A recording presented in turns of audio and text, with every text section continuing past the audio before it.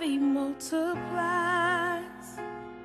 Just when I feel he won't show up on time. Broadcasting from the First National Bank Tower, this is Kale Jonesboro, the voice of Arkansas Minority Advocacy Council. Good Wednesday morning, Jonesboro. This is meteorologist Tim Root with your KLEK 102.5 forecast. It'll be partly to mostly cloudy with a few showers today. High temperatures in the mid to upper 50s. A few showers tonight, mostly cloudy. Overnight temperature in the upper 30s and low 40s. Then becoming partly to mostly sunny Thursday. The high around 60. Mostly sunny to partly sunny in the low 60s for Friday. We'll keep you updated. Educate, entertain, and empower. We're KLEK 102.5 FM. From Feature Story News in London, I'm Ollie Barrett. The United Nations says Cyclone Idai is a massive disaster which could affect millions of people in southern Africa. The UK is requesting a short delay to Brexit from the European Union. US President Donald Trump says he will designate Brazil as a major non-NATO ally, and an arrest warrant's been issued in Guatemala for the country's former Attorney General on lying, tax fraud and embezzlement charges she denies. It's 9:01. KLEK LP Jonesboro, the voice of Arkansas Minority Advocacy Council. It's now time for Community Conversations, a program focusing on the people working to make the Jonesboro community a better place, while offering viewpoints from all sides of the issues. The views expressed in this program are those of the participants and do not necessarily reflect the views of KLEK 102.5 FM, the voice of Arkansas Minority Advocacy Council, or our underwriters or sponsors. KLEK 102.5 FM. Good morning to you on your Wednesday. It's March 20th, 2019. This is Community Conversations. Kate Wonder is in the studio with you. I am joined by Kabila Jones, and today we're going to take a break from the normal format of the show. We're going to actually do a special tribute to my late mother, Lovie, Edmond, Kale. For those of you that may not know the story of KLEK, the call letters are actually my mom's initials. And let me just kind of start by breaking down what a radio station's call letters actually are. Every broadcast radio station and television station, any station that you can actually pick up over the airwaves, has what's called call letters or a call sign. That's how you identify what the name of that station is. And the way that the FCC handles this is, if your radio or your TV station is east of the Mississippi River, the first letter of your call letters will be W.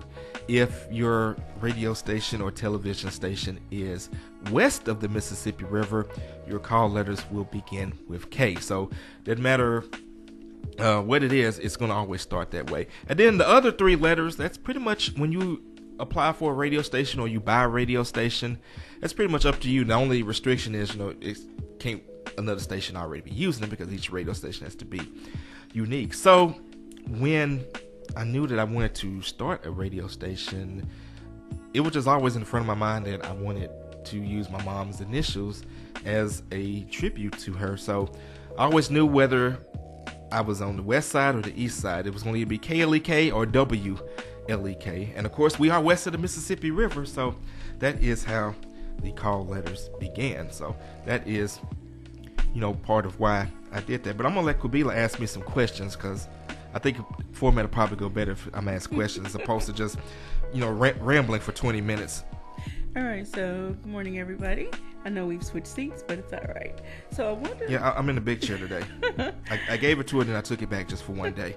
So I want to start off by asking, as you mentioned, the name of the station is named after your mother, and the first K, that's, that was not your choice. However, what inspired you to say, okay, I'm going to, one, start the station, and then two, name it in honor of, what inspired you to honor your mom in this way?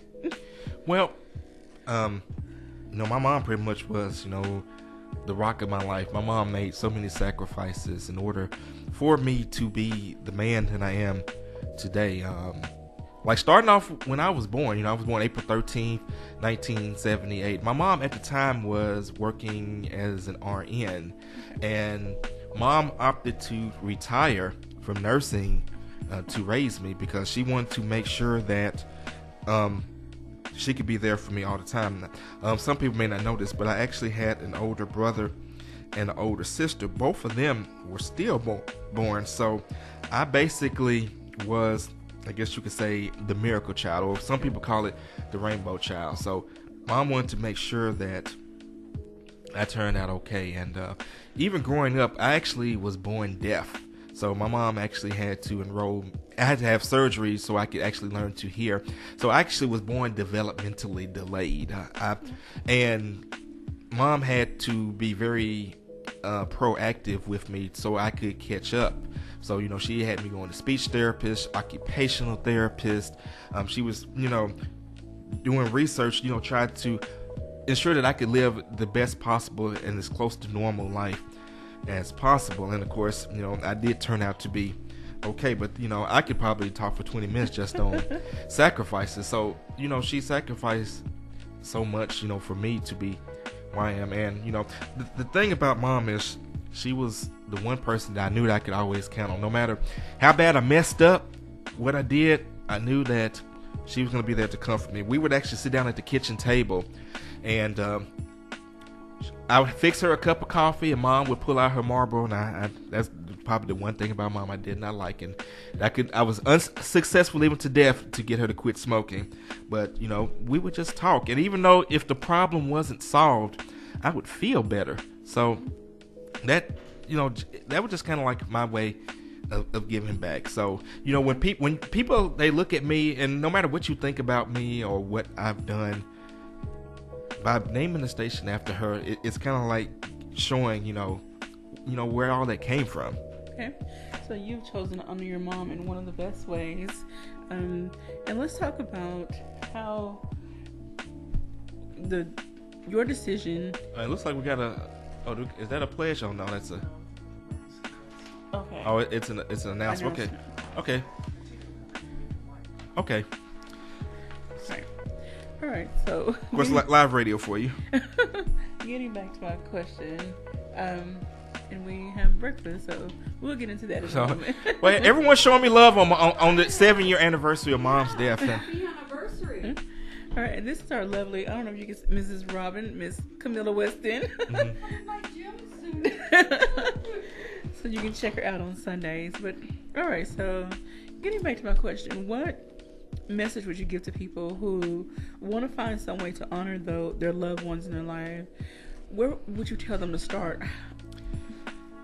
Well, it also depends on how that person inspired you, because everyone's story is going to be different. But I guess maybe one thing you could do, if there was something that your mother or your father or whoever that special person was, what they love to do, if they inspired you, take that and use that as a platform to to honor their memory. And it could be anything. And I guess I'll use mom as an example.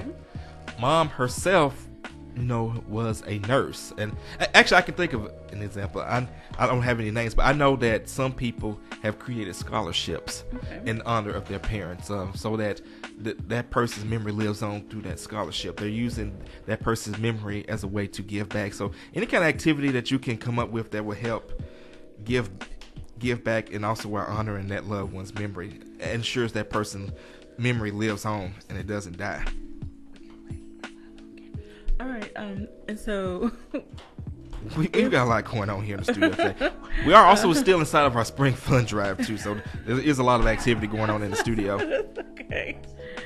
All right. So let's go back and talk about, your mom made a lot of sacrifices for you. In turn, you have made a lot of sacrifices for the station, but it's because of your love for the community, and that has been, all the awards you received, the recognitions you received, honor your sacrifices and your dedication. And so, what message would you say to someone who's like, I don't know what to do, I'm tired, I'm frustrated, I don't see even a speck of light nowhere in this tunnel? So what would you say to that person? Take it one day at a time, because eventually, even though there are downtimes, if you just approach it 24 hours at a time, you'll eventually get through it. And just remember what motivated you in the first place. With me, I just love radio. I love radio and I love electronics. So this is actually an opportunity to do what I love to do. And you have to love in order to make the sacrifice. Like one thing we always mention, that everybody here, including myself, works volunteer. I don't actually get a salary. I mean, I can feed myself off the station, but that's, and pay my health insurance, but which is skyrocketing, but we won't get into that conversation. But other than that, I don't actually get a salary here. So in order to go on 4 years of doing that, you've got to be driven and motivated by your passion, to do that, because just the financial pressure of being struggling to support yourself will make you crack. That's right. So, since we have Mrs. Camilla, we're going to call her Camilla today. Would you like to please share your insights, concerning what the station does for the community, your role that you play, why you choose to volunteer? Oh, it's really important, I think, that people, first of all, work together. It makes us better people. Mm-hmm. And I do very little. Really, I do very little. There's a whole lot of work that goes on with the radio station that no one ever sees. So all the support that anyone can give, whether it's financial or in terms of time, or tell your friends, that's a way of supporting too. So it just makes for a better community when everyone is included in the knowledge of what's going on around us. Yeah. And then if you want to see what we do here, you want to see the blood, sweat, and tears. I'm sure Lagenzi. Blood? I gotta keep things lighthearted so I don't break down crying on the air. So well, I mean, if you want to see all this equipment again, Lagenzi has put I feel like he lost some blood connecting all these wires. Blood, sweat, and tears. No, but so I have been shocked a couple times. Okay, all right. See, so you're giving them something, but all of the work you put in, again, to honor your mom, to serve the community, you have done it so selflessly. And again, like you mentioned, no one gets a salary. We all do this because we love our community. We love what the station provides. We love the platform that it allows us to have various conversations, plays a variety of music, and the list goes on and on. We provide these excellent ministry moments, educational moments. We have our very own Dr. Branch here in the studio, but she's doing something else again. She's volunteering, actually making calls to supporters, and because she kind of said on the side, I really don't like making phone calls, but that just goes to show that even though she may not enjoy actually physically calling people and calling on donors, because she believes in what we do here, that she's willing to do that. And that's why I'm thankful for all of the for all of the volunteers. I say all the time, I could not do it without you all. Now I know Camilla said that she does very little, but that sometimes that's all that's required, just a little, because when I was thinking about the formats of how to put this thing together, that was something that I was thinking about, which is the music. And I know that jazz was very important. I think all of our formats are important because we want to be well-rounded. We didn't want to just be an urban station that just was, turned up and, we're just hyping it, just one big party. The urban music experience is so varied, and so having her to host that jazz, for those 4 hours, that's important. It may not be a big deal to her, but it's a big deal to me because it's something. It's a big deal. It's something that's needed. It's an important cog in the machinery. It's an important piece of the puzzle. Thank you. And I want to touch on something else. Kind of going back to Miss Camilla's statement.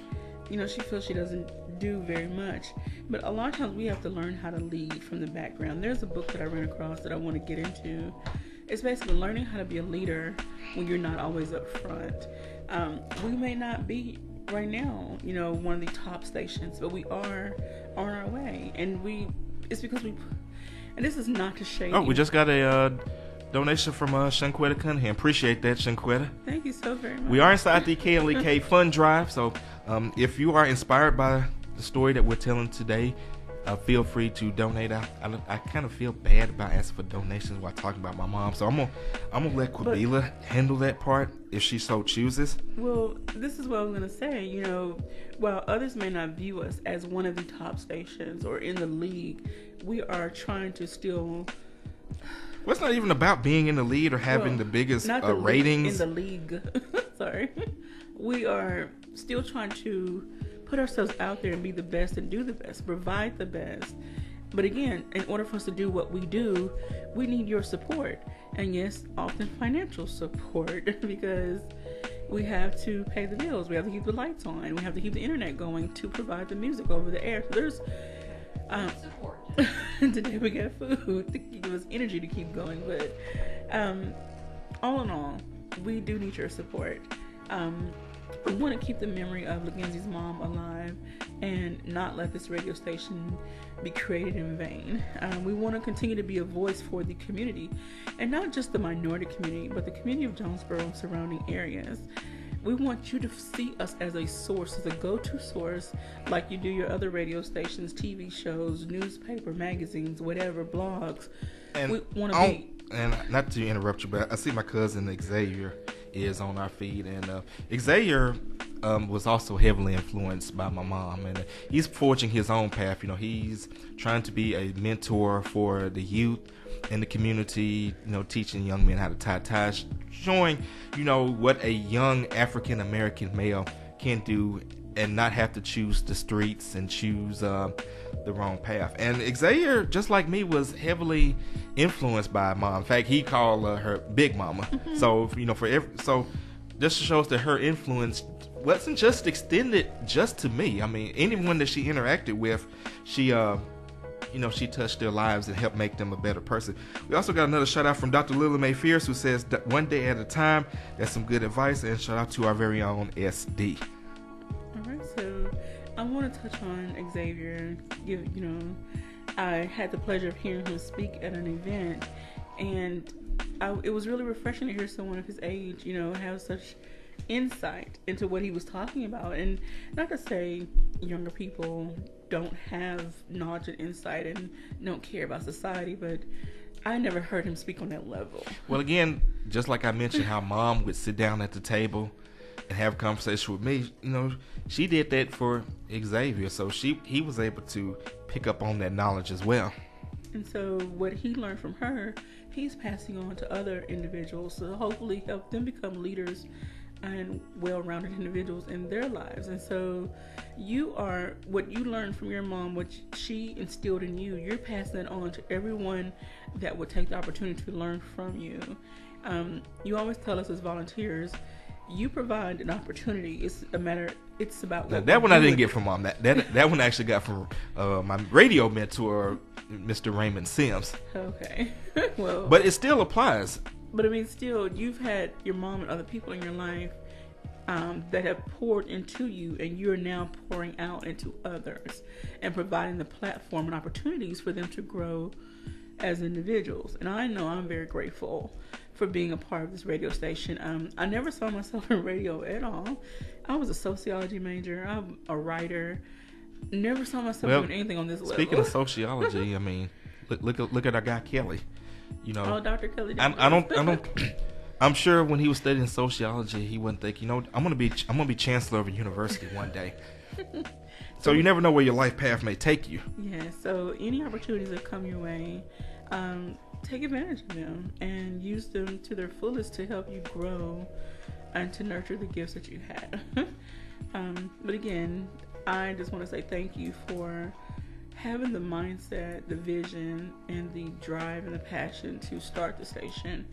You have provided a lot of opportunities, whether some people, like you mentioned, may not like you personally, or they may not understand the vision and the direction the station is going in. And let's talk about that during our last part of this break. I was only going to do 20 minutes. We're going to go and do the full hour because I think there's so much that I do want to cover. Why are you breathing like that? You don't want to talk to me? Go ahead. All right. Well, let me read this comment from SD first. It says, I know she's very proud of you. Keep building and growing your legacy. And her name today is my mother's birthday. Well, happy birthday to your mom. And what did I say I was just going to talk about? Oh, about the legacy. So that's one of the things I did want to actually talk about that people don't understand. And this is the most unique challenge that we have here at the station. And I say this all the time. We are not like a traditional radio station. Most of us grew up with traditional commercial radio. I did. In fact, I remember the station in Helena, which is still on the air, KCLT, Sizzling T105. I remember growing up listening to K97. And I'm sure that applies to most. I know when we speak to older people here, they always bring up WDIA. Oh, so, yeah. So that's the frame of reference as we as African Americans have, your traditional commercial station. So when we come on the air, we're playing the same type of music that you used to hearing on these other stations. But they don't understand, well, what do you mean when you say non-commercial, non-profit? Well, when I filed for this application, I first learned of this window, and I'm going to pick this up the rest of the other side of the break. When I first learned of this opportunity in 2013, the requirements of the FCC, this was not my choice to do this. The FCC said, okay, we're going to give opportunity for nonprofits, and we especially want Native American tribes and minorities to pursue this, to get your own radio station. But they have to be low power. They have to be non-commercial. So that was the rules that we had to play by. So even though when you listen, the music may sound like what you're used to hearing on your K97s, your WDIAs, your KCLTs, all your other stations like that, and even you hear the underwriting announcements. We even do our underwriting announcements a little differently. Now, on some non-commercial stations, like your more NPR stations, your underwriting announcements may be just voice only. They're not music. But you know how we do it. We got to always get a little fancy with it. But still, we have to follow the non-commercial rules, which, we can't say calls to action. We can't say stop here, visit there. We can't mention prices in our announcements. And we do have to follow those rules because stations, can't get in trouble for violating those rules. But because we sound like the other stations, I think sometimes people don't believe us when we say that we're actually non-commercial. But we're going to pick that up on the other side of the break. I'm going to kind of talk more about why we the way we are. Then I'm actually going to take you through what happened today, 7 years ago today. And I'm also going to read a poem to you. It's Kale K. You're listening to Community Conversations on KLEK 102.5 FM. We'll be right back.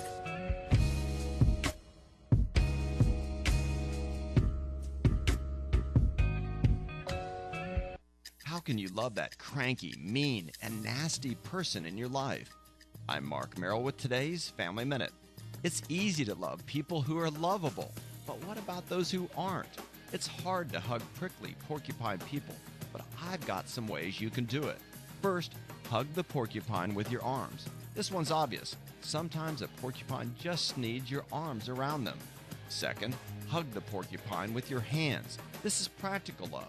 For example, if your spouse is overwhelmed, take the burden off them by cooking dinner and taking care of the kids on your own.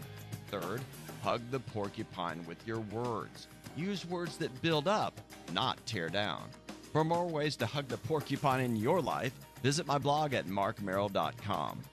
Remember, your family first. Family Minute is made possible by the Kappa Nu Omega chapter of Alpha Kappa Alpha Sorority Incorporated, a non-profit organization committed to service to all mankind. Kappa Nu Omega Alpha Kappa Alpha on Facebook and KNOMEGA1908.com. Family Minute is brought to you by the Gears Foundation, a non-profit organization providing students with assistance in their academic and career pursuits. Gears Foundation on Facebook, Gears_Inc. on Instagram, and the Gears Foundation at gmail.com. KLEK's Spring Fund Drive is March 18th through the 20th. Help us reach our goal of 100 new supporters donating at least $20 a month and 25 new business sponsors underwriting at least $150 a month by donating a thank you gift today. We will pass your gift on to listeners who donate during the fund drive. No donation is too small or too weird. If you have a unique gift or service you'd like to donate, find the form at our website, klekfm.org, and click on Fund Drive.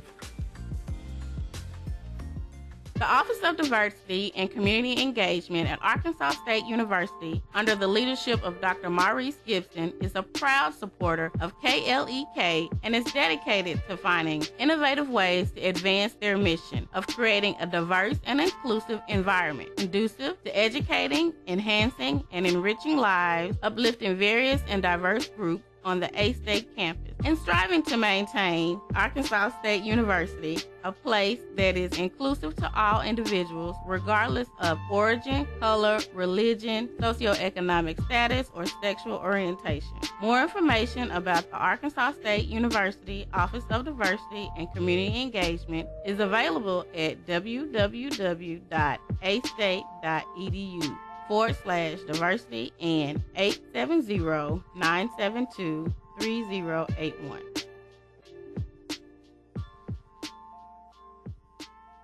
Anointed Prolube, 1216 East Johnson Avenue, serves the Jonesboro community inspired by Philippians 4:13. I can do all things through Christ that strengthens me. They offer brake service, oil changes, tire plugs, basic tune-ups, wiper blade changes, bulb changes, and coolant system flushes. Open Monday, Thursday, and Friday 8 to 5, Tuesday and Wednesday 8 to 4, and Saturday 8 to 2. More information 870-520-5039. Centennial Bank, member FDIC, is a customer-focused bank that provides a broad range of commercial and retail banking and related financial services to businesses, investors, individuals, and municipalities. Centennial Bank has 9 locations in Northeast Arkansas. 870-268-2300. www.my100bank.com.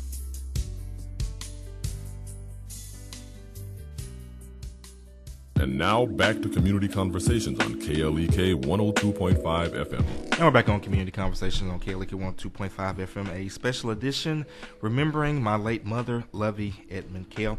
On the other side of the break, I was kind of talking about the challenges that we face here at KLEK. And again, as I was mentioning, our announcements, because there are certain things that we can and can't say, that makes it more difficult because, and I do understand, with trying to run this organization, you have to run it like a business. You have to get money, and there are bills to be paid. But because we don't have the advantage of being commercial, sometimes businesses are more likely to say no. So we come in at a disadvantage in that realm. And then also with being nonprofit, as for donors, well, there's lots of nonprofits around town, and all of them have to raise money in order to meet their goals. So I'm not saying that we're competing against them, but the average person only has so much money to go around, and there are lots of entities that are trying to convince a person to to utilize their dollars. So it's just one of the challenges that we face. And that's one aspect I don't know if people fully understand, and it's okay. But if you would like to have that conversation with us, we'll be more than happy to, bring you into the studio, sit down and look things over and just see what we do and what we provide and how much more we can provide, if we have more funding. Last year we talked about upgrading programming and equipment, and we were going over the funding prospectus that was done by some students at Arkansas State University. Well, just because it was done once, we have to continue to look over it. Just like when people create their vision boards, you don't create the board one time and never look at it again. Or once you mark things off the list, you never add anything else on to replace that one goal that you've already accomplished. The same with us. Once we mark something off the list, okay, let's see what else we need. What other areas can we provide a service? How can we elevate the services we currently provide? And again, that comes with updating software as they are available, updating equipment as time goes on and things get outdated. We have these wonderful mics that we're speaking on right now, but we would love to get more of these high quality microphones. We have to make sure that all the cords are in order, nothing is frayed. And they do wear out and split. We want to provide the best and most quality service possible to our community. And then outside of the studio, we would love to attend a variety of events. We want to be present, not just in studio, on air. We want to be present in your face, again, but we need the resources to make those things happen. And aside from that, we need the volunteer staff, people who are willing to give up their time and be able to see the bigger picture. When I first started, it wasn't about Quabila making a name for herself. I've always been that person that's been behind the scenes. I love working behind the scenes. I love seeing the joy on other people's faces when I make them happy. That makes me the most happy when I see other people happy about something that I've done for them. So we need more people on our team like that have a genuine heart to serve. And we definitely appreciate all the work you do. Go ahead and get into the Facebook shout outs. Pamela Stevens says, I know your mom is so proud of you. Appreciate that. And Alexa Scott is watching. Appreciate Alexa Scott. So for the first time I think that I've ever actually done this on the radio, I'm going to try my best to get through this, to take you through actually just what happened on that day 7 years ago. And you might be asking, well, why would you bring up the story of your mom's passing? Because one of the ways that for those who may one day go through this, or those who are going through it or even have gone through it, one of the best ways to get over it is to be able to talk about it. It's important to get those feelings out, to get that grief out. So it started off as a typical day. I was living up here in Jonesboro. My mom was still in Helena, and my aunt was living with her.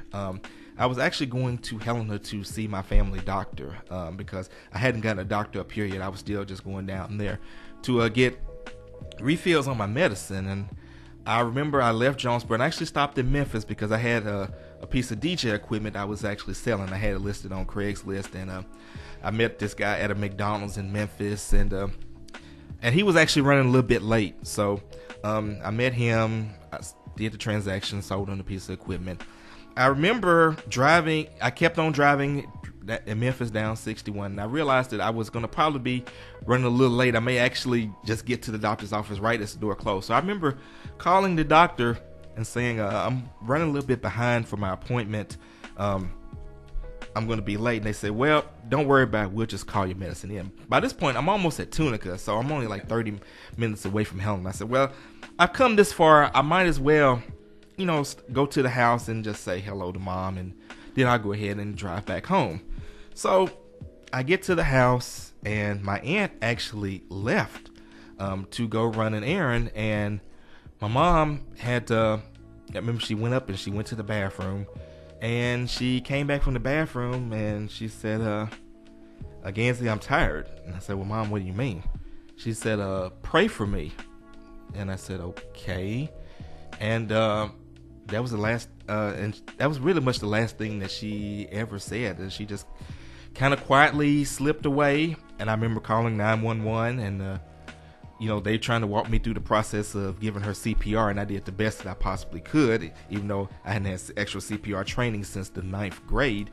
And I remember the first person that actually showed up was, I think it was the fire truck, because one thing is, whenever you have a person no longer breathing, when you call 911, they send police, fire, and ambulance. So I think the firefighter arrived first, then a police officer, and then the EMTs actually arrived, and they had an ambulance, and they was trying to revive her. They actually was outside of the parking lot of Mom's house before they took off for like about 20 minutes. The police officer, I jumped in the car with the police officer, and he actually drove me to the hospital. We actually got there before the ambulance did, and but they got her there, and I was just kind of in the waiting room, and the doctor had come, and at this point I kind of figured, that, she was gone, and, the doctor said, well, Mr. Kale, I'm sorry, we did all we could, but, she's passed away. And I just nodded my head, and I just said, okay. And, they asked what funeral home that I want to contact, and I provided all that information. But in the immediate aftermath of that, I remember I made a post on Facebook, and I always kind of, here's a little more lightheaded note on this thing. One of my best friends, this is actually his birthday. Actually, one of my best friends from high school. Him and I, we hadn't had much communication lately because, life and being grown and all of that. So he's one of the type of people that's kind of hard to catch up with. So I remember I just posted on his wall, I said, "Happy birthday, Mike. By the way, Mom died today."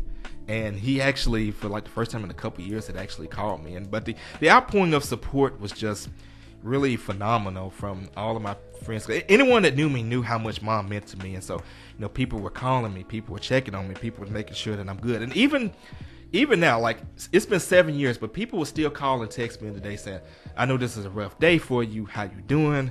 Are you good?" and all that. And that always touched me. Like, even at the funeral, when you go to a funeral, when they open up the casket and view the body at the end, everybody goes around first and then the family goes last. So the absolute last person to actually see the casket actually was me. So when it was my turn, my friends, they all just gathered up around me and they formed a circle so nobody else could see.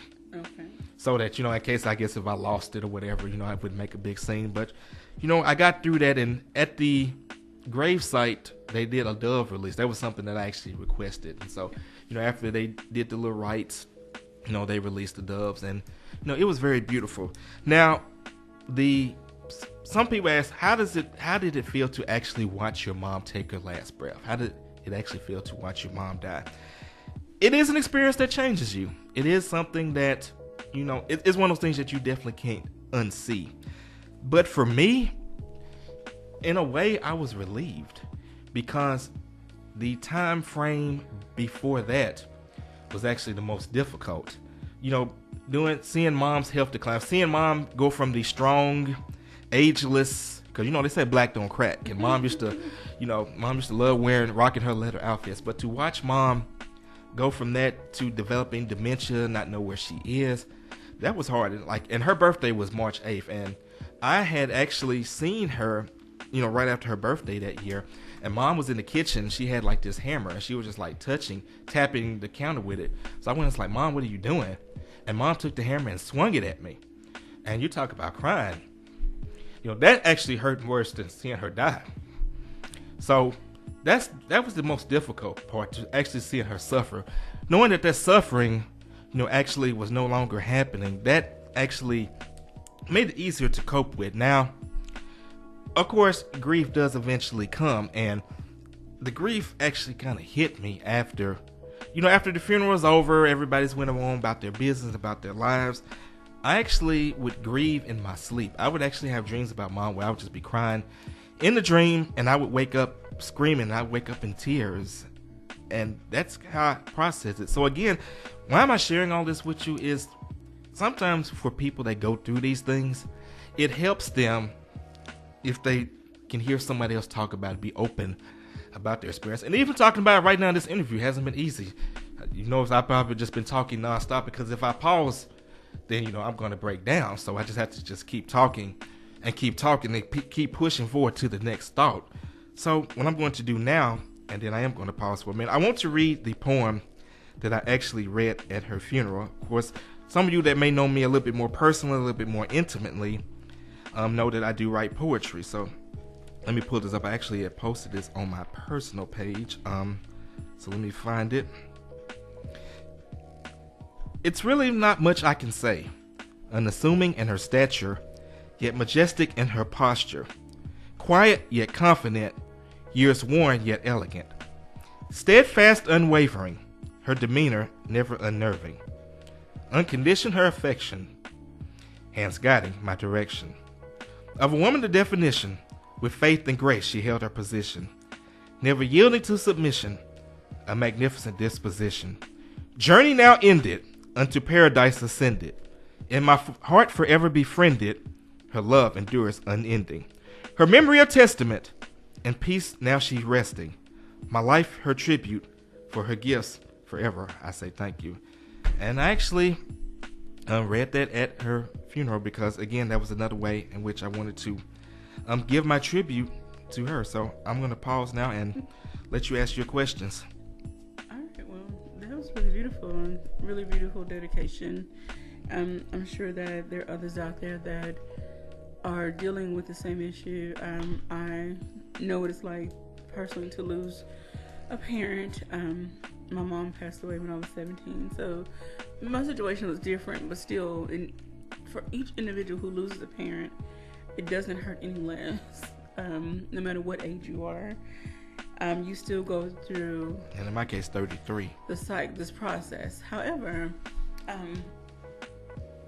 hopefully, once you go through your grieving processes, you will start to find some inspiration and find ways to honor the memory of that person and what they contribute to not only your life but those around them. And that's what you're doing with the radio station. You're trying to give back to the community a little bit of what your mom gave to you. Sacrifice. She gave devotion. She gave love and compassion. And I think people sometimes get those words, love and compassion, intertwined. They're totally different concepts. Anyway, find a way today to honor someone in your life. And I would love for people to start, giving people roses while they live. Use our experiences. And that takes on so much more of a different meaning. Giving the flowers while they're still alive. And so don't wait until it's the last moment. Unfortunately, in Legancy's case, he didn't know when that last moment was. But now he's doing his best to hopefully not let other moments catch up with him unexpectedly. Well, and mention that, one thing is my mom, wasn't in the best of health. I was a complicated pregnancy, and mom had her complications. It was difficult, and her health was never the same. And then developing cancer, my mom had breast cancer. She had a mastectomy. And my father had prostate cancer at the same time in 1990.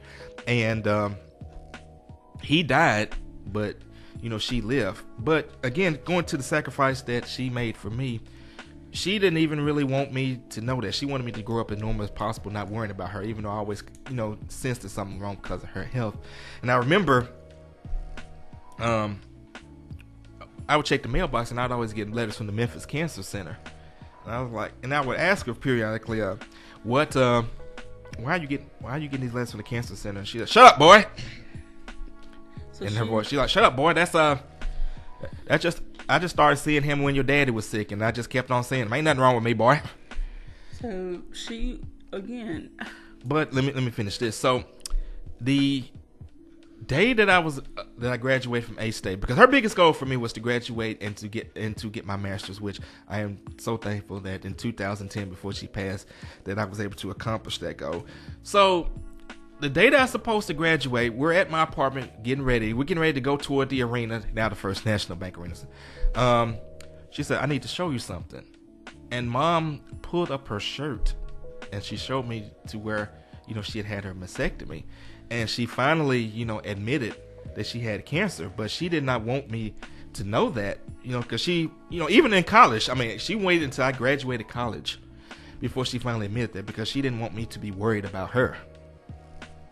And Xavier just commented, I didn't find out until I was like 19. Exactly. That's just, how she was. She, Xavier and I, she was more concerned about how we would turn out as opposed to, whatever she was personally going through. And, she had a litany of health issues, but, that didn't stop her. As you were talking, I was reminded of the prayer of Jabez. And I'm not a Bible scholar, so I'm not going to try to break it all down. But from my understanding of the matter, Jabez lived a hard life. He was physically unattractive. He had some physical disabilities, had some things going on. And people were, at that time, were against him. And again, I'm not a Bible scholar, so any ministers out there that want to chime in, please help me out. But however, we should have kept Reverend Ota here for the Bible study. He made a plea. He prayed to God. And you can find several resources that breaks down the prayer and each, what the significance of each part was. But the most important thing is Jabez knew who to turn to, which was God, for his help, to be the source of all his needs. And I can say that about Legancy. Even though he goes through his personal trials and tribulations, dealing with the loss of his mom, dealing with the stressors of running the station, you all have no idea. Like, I only know a part of the stressors. There are days I'm live on air and something will quit.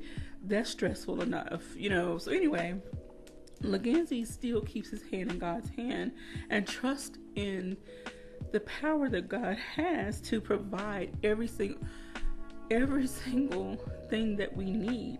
You know, everyone that has a budget knows you may not make all ends meet all the time. And I'm not going to go into detail about that. However, there are times that we're like, okay, what do we need to shuffle around to make something happen, to keep, what's priority right now? So when we ask people to support the station financially, we're not just asking because we just want to fill up their bank account. It's because there are things that need to be done in order to continue to provide this service to the community. However, Leganzi is a praying man. He trusts God. He anoints things around the station. I've witnessed it myself. Reverend Ota is a wonderful spiritual advisor to us.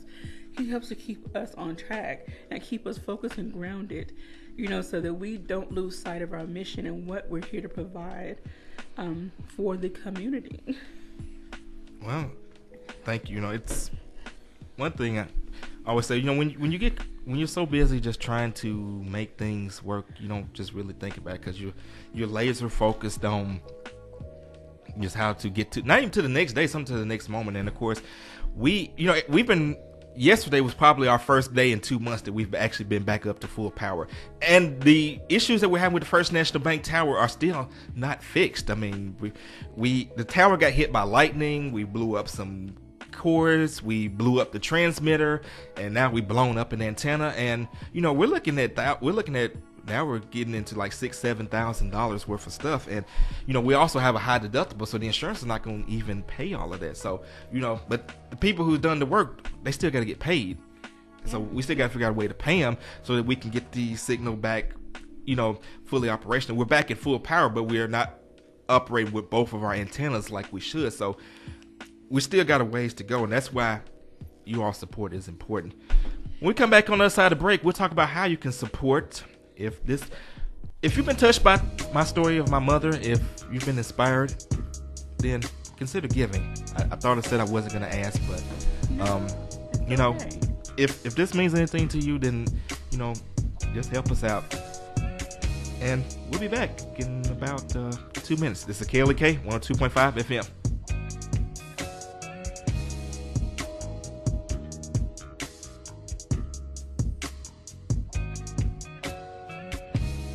You're listening to Community Conversations on KLEK 102.5 FM. We'll be right back.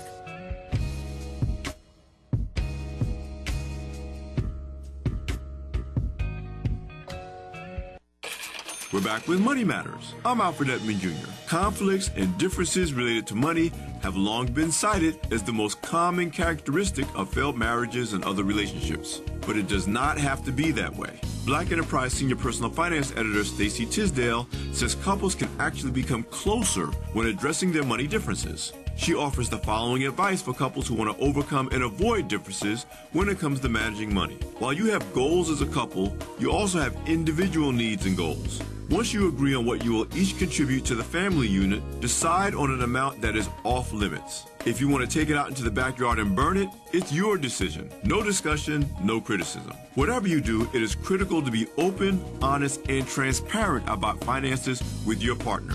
I'm Alfred Edmond Jr. for Money Matters, a product of American Urban Radio Networks. Money Matters is made possible by the Jonesboro Alumni Chapter of Delta Sigma Theta Sorority Incorporated, a nonprofit organization focused on joy in our sisterhood, power in our voice, and service in our hearts. www.jonesboroalumnidst.org. Money Matters is brought to you by the Gears Foundation, a nonprofit organization providing students with assistance in their academic and career pursuits. Gears Foundation on Facebook, Gears_Inc. on Instagram, and the Gears Foundation at gmail.com. Money Matters is brought to you by Bancorp South, offering checking, savings, loans, credit cards, and wealth management. 5 locations in Jonesboro to serve you. www.bancorpsouth.com or 870-972-9800. KLEK thanks CJ Pepper and the staff of Life Strategies Counseling Incorporated for helping people through hard times in life such as depression, family issues, stress, abuse, and more. They offer counseling and therapy for all ages, individuals, families, and groups. They are located at 1217 Stone Street. Phone number 1-866-972-1268 or online at lscihelp.com. Edgy Studios, 209 Union Street in Jonesboro, offers photography for portraits, weddings, and engagements, senior portraits, family and maternity shoots, and all occasions. Edgy Studios focuses on photography that is unique and outside of the norm. Owner Andrew Daly is available at 870-243-0308 or www.ejjistudios.com. The McDaniel Law Firm, 400 South Main Street in Jonesboro, is a firm believer in justice and equality for the minority community. The McDaniel Law Firm has fought for our rights for over 44 years. The McDaniel Law Firm offers legal help for wrongful death as well as trucking and automobile accidents. Bobby and Brett McDaniel are available for a free consultation at 870-336-4747 or at www.mcdaniellawyers.com. The Mu Omicron Lambda chapter of Alpha Phi Alpha Fraternity Incorporated was established on January 1st, 1977, originally serving Blytheville, Arkansas, and now serving Jonesboro, Blytheville, Osceola, Marion, and West Memphis, Arkansas. Today, the chapter continues to make an impact by focusing on Alpha's national community outreach initiatives such as My Brother's Keeper, A Voteless People is a Hopeless People, Go to High School, Go to College, Project Alpha, Boy Scouts, and the March of Dimes. The Mu Omicron Lambda chapter of Alpha Phi Alpha Fraternity Incorporated is committed to Alpha's mission of developing leaders, promoting brotherhood and academic excellence, while providing service and advocacy to the community. More information about the Mu Omicron Lambda chapter of Alpha Phi Alpha Fraternity Incorporated is available at MOL Alphas on Facebook or via email at molalphas@gmail.com. Hello, I'm Officer Victoria Evans. I have always had a desire to help others in need and to be an example and role model to young women by encouraging them to never give up on their dreams. My dream was to become a police officer and to serve my community. In 2016, that dream became a reality, and it is the most rewarding experience of my life. Now I want to let you know about the same opportunity. The Jonesboro Police Department will conduct testing every month for patrol officers. Applications are available online at jonesboropolice.com or at the Police Department, 1001 South Caraway Road. The Jonesboro Police Department offers a competitive salary, health, and retirement benefits, top-of-the-line training, and most importantly, the chance to make a difference in the Jonesboro community. Join me in making Jonesboro a better place. The Jonesboro Police Department is an equal opportunity employer, and women and minorities are especially encouraged to apply. More information is available at 870-935-5657. And now back to Community Conversations on KLEK 102.5 FM. And we're back on Community Conversations on KLEK 102.5 FM, a special edition of Community Conversations remembering my late mother, Lovie, Edmond, Kale. So I'm going to go out on a lighter note, and then Kwabila's going to talk about how you can give to support us in our fund drive. So my mom obviously, was a blues lover. And I grew up listening to the blues. They call it Southern Soul now, but the last couple years of her life, my mom had this one record that she loved. It was by Bobby Rush, and of course, if Xavier's still listening, he already knows where I'm about to go with this. The name of the song was Blind Snake. Now, the funny thing about blues and Southern Soul is all of the meanings are subliminal, or as the young folks say, there's a slick meaning. So if you think of the term blind snake, you can probably figure out what that means. But she would want to hear this song on repeat. So I set up a stereo in her bedroom, and I actually had a copy of the CD, and she would just play that song on repeat to where I probably would have the lyrics of the song memorized. But one thing that I got to do for her before she passed, which I was grateful for, I was working at the radio station in Helena, and Bobby was doing a concert in Clarksdale, Mississippi. And so I remember Bobby came by the radio station, and I met him, and I was able to take a picture with him, and he gave us a couple shirts, and I had him autograph one for Mom, and I still have it. The shirt has never actually been worn. I gave it to her, and she just kind of kept it in her drawer. And after she passed, I just took it on back up here, put it up. But for the concert, she got VIP. She got to go backstage and meet him, hang out with him. And during the show, when he sang Blind Snake, he went up and sung the song straight to her. He told her he got a blind snake. I'm going to leave that one alone. This is all Gospel Wednesday. But I wanted to end on a lighter note because, the earlier segment, it was difficult to relive that day. I just was mentally in my mind say, don't stop talking. I had to mentally kind of space out to, not break down and cry on the air. But I wanted to do that for those who are going through it, because one thing that I definitely encountered after Mom died, I've met several people who went through the same thing. I'm not going to call names because I don't know if they want their business put out there like that. But, several of them I do know that listen to the station, and some of them are even probably listening right now. So, again, I wanted to kind of just try to be an example, because I have had people ask me for advice of how do you get through something like that. And again, like I said, it's one day at a time. The first year is always the hardest. Because it's the first year without. The first year, your first Christmas, Thanksgiving, birthdays. And the first, with Mom, the very first with me, she died March 20th. So the first was my birthday. So, my birthday and then all the other holidays that came after that. But after the first year, it gets easier. I will say this, and then we're going to get into how you can give. When you lose a parent, you have one of two options. You can let it destroy you, or you can, let it define you. Let it, you can use it for good. And I've seen both. My grandmother, my mom's mom, she died in 2008, and just like I watched Mom pass away, I was along with grandmother when she passed away. For some reason, my folks just choose me to be the one that they say goodbye to. But Mom did not take it well. I honestly think that once grandmother passed away, the clock started ticking on my mom's own life.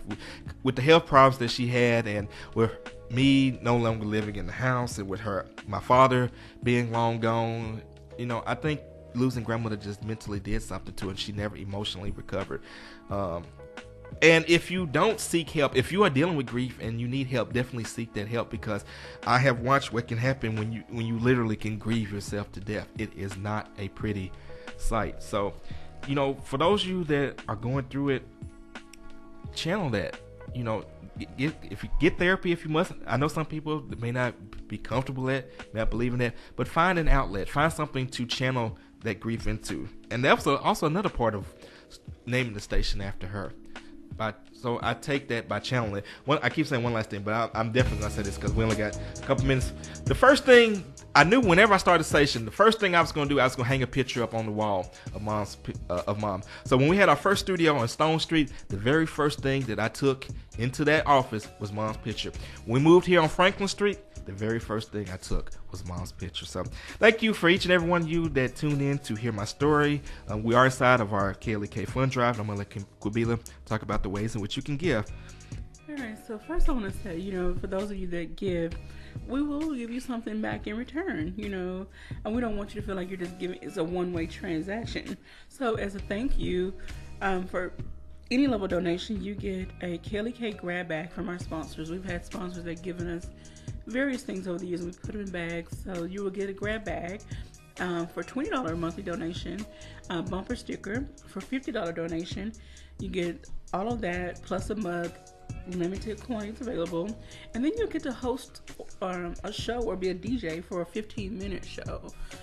So either in studio or pre-recorded, you get to do the voice of the talk beds and curate the music for that time frame. For $100, you get 30 minutes.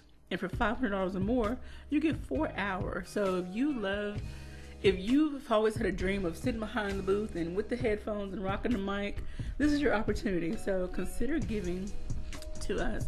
Now, the ways in which you can give are just like any other maybe online business, or most places are using more updated means of receiving their finances. PayPal, text message, Cash App, online or in person. Online is kalekfm.org, which is our website. There's a link, or a PayPal link, I think, or it says donate here, donate now. PayPal is KLEKFM AMAC KLEK.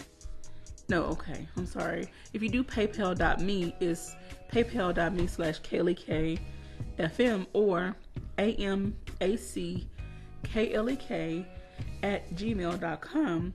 For text message, we have a new updated, like a short text number. It's KLEK, the number 1, or you can spell it out 1. KLEK1 to 44321. All right. And then for Cash App, it's $KLEKFM. Most people use Cash App, or if you do PayPal, that's fine. Or you can, again, text it, or come by the station. We want to see you today. And bring food. Yeah, bring some snacks, some lunch, some drinks. We don't, we'll sit down and have a conversation with you and show you around and see where your money is going. So consider being part of our team. Join our family. Make a contribution to this community. Help us continue to be the platform and source, a platform and a source to provide education, entertainment, and empowerment to the community members. And again, thank you to Shanquetta Cunningham, who donated during this broadcast. And also, let me pull up the other person. We had a Cash App donation that came from Bernita Henley. Appreciate both of you all for donating. Appreciate each and every one of you who has supported us so far doing this drive. We couldn't do this without you, and we definitely want to continue to do this for you. So use today to be a blessing for somebody else. And I just want to say, because of KLEK, I get to host a talk show, Community Conversations. Again, never saw myself doing this, but it has allowed me to grow the skills that I possess, and I can now be a better community leader. I'm taking what I'm learning here and giving it back out to the individuals that I meet in the community. So KLEK provides wonderful opportunities for people to learn various things, not just learn how to play music. All right, this is our Gospel Wednesday, so let's go ahead and get into it. You guys have a great and blessed day. This is KLEK 102.5 FM. Thank you for listening to Community Conversations on KLEK 102.5 FM, a program focusing on the people working to make the Jonesboro community a better place while offering viewpoints from all sides of the issues. The views expressed in this program are those of the participants and do not necessarily reflect the views of KLEK 102.5 FM, the voice of Arkansas Minority Advocacy Council, or our underwriters or sponsors.